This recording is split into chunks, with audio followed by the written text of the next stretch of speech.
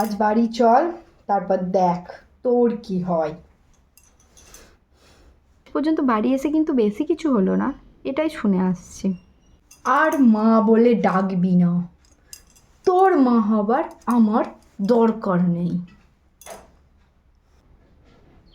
না মানে মা বলবো না তো কি কাকিমা বলবো? আমি বলে তোকে সহ্য করছি, অন্য মা হলে তোকে সহ্যই করতো না। ঠিক আছে, তাহলে তো বাবার আর একবার বিয়ে দিলেই বুঝতে পারবো।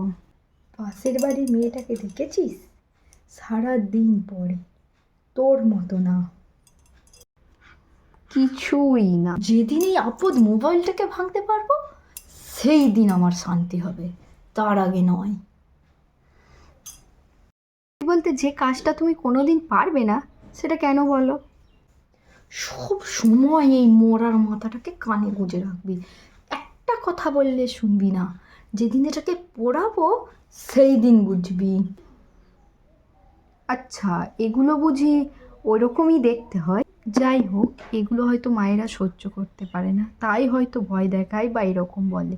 কিন্তু বাড়িতে মায়ের থেকে বড় বন্ধু আর কেউ হয় না। সারা দিনের সমস্ত কথা, বাইরের কথা বাড়িতে এসে মাকে না বললে যেন শান্তি হয় না।